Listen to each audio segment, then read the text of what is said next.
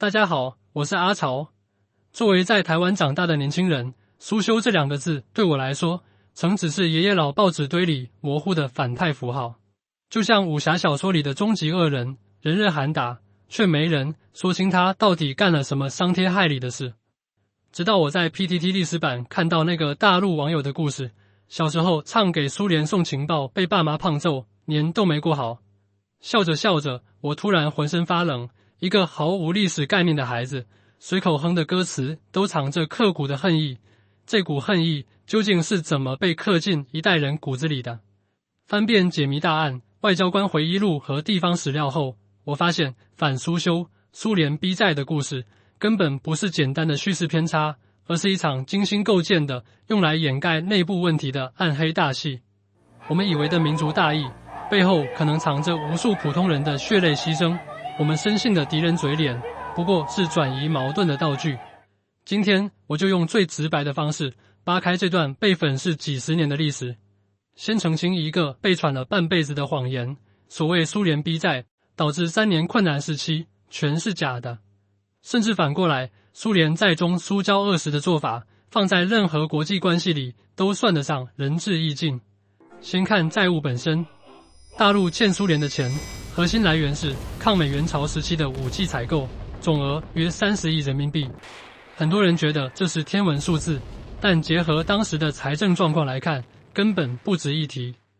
20世纪50年代中期，大陆中央财政年收入就有300到400亿，30亿债务分摊到多年偿还，压力微乎其微。更关键的是，这笔贷款年息仅 1%， 几乎等同于无息。而且苏联提供的很多装备都是以成本价的5折出手，相当于半卖半送。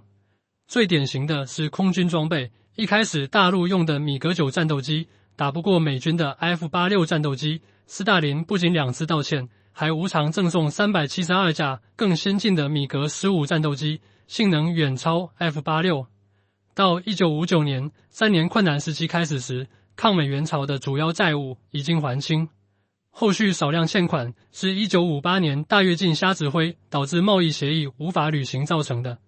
即便如此，当中苏关系破裂，苏联专家全部撤走后，赫鲁晓夫仍主动提出债务推迟5年偿还，且不计利息，甚至主动提出援助100万吨粮食和50万吨糖，最后大陆只象征性接受了部分糖。这种操作相当于你和朋友闹掰后，对方不仅说欠的钱晚点还没关系，还主动给你送救命钱，这要是算逼债，那世界上就没有善意这个词了。真正逼大陆人勒紧裤腰带的，从来不是苏联，而是大陆自己的政治需求。1960年北戴河会议上，毛泽东得知还有20多亿的苏联欠款后，不满周恩来提出的10年还清，直言骂人家修正主义，还欠着钱腰杆不硬。勒紧裤腰带也要尽快还清。这句话道破了真相，加速还债不是因为没钱还，而是为了在意识形态斗争中站直腰杆，用普通人的温饱去换政治上的体面。这还不是最暗黑的，更让人脊背发凉的是，在全国人民啃树皮、吃官阴土的时候，大陆政府正在做2件事：一是大规模出口粮食，二是倾尽全力援助其他国家。1959年到1960年，大陆对外进出口粮食680万吨，折合136亿斤，足够3400万人吃1年。而当时农村口粮最低被压到每年300斤原粮以下，很多地方连这个标准都达不到。也就是说，无数人饿死的同时，救命粮正源源不断地运往国外。更讽刺的是，在粮食极度紧缺的3年困难时期，茅台酒的生产不仅没停，反而产量大幅攀升，且耗费了海量粮食。根据史料记载，1959年茅台酒产量达820吨，1960年更是增至912吨。1961年虽略有回落，但仍维持在较高水平，3年合计产量高达2079吨。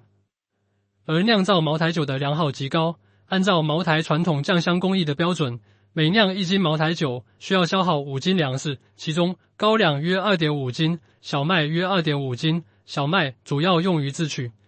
简单换算就能明白这组数据的残酷。仅1960年生成出来的912吨茅台酒，就需要消耗4560吨粮食，折合912万斤。这些粮食足够2.3万成年人吃1年。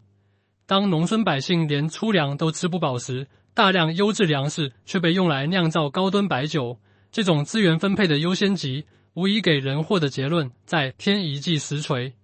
对外援助的规模更是超出了打肿脸充胖子的范畴，堪称牺牲本国人民福祉，讨好他国。对阿尔巴尼亚的援助最具代表性，这个总人口仅200万的小国，从1954年起获得的中国援助折合人民币超100亿，人均4000多元，而当时中国农民一天工钱才8分，人均年收入不足100元。这笔援助相当于每个阿尔巴尼亚人分到了中国工人几十年的工资。更讽刺的是，阿尔巴尼亚用中国援助的优质钢材做电线杆，用在庭院铺设等等非刚需的基建中，甚至用来修建纪念碑。而当时中国农民种地连化肥的影子都见不到，中国农村只能用木杆做电线杆。甚至在1960年中国最困难的时候，还紧急援助阿尔巴尼亚5万吨粮食，后来自己要向加拿大买粮救命了，还特意给阿方2100万美金外汇，帮他们买意大利设备。对越南的援助总额超200亿，对朝鲜更是直接拆工厂相送，邯郸刚建好的棉纺织厂说拆就拆运过去。当时的逻辑是要支援世界革命，可这场革命的成本却由中国底层百姓承担。清华大学的学生作为重点保障群体，食堂的菜汤基本就是盐水，连个油星子都没有。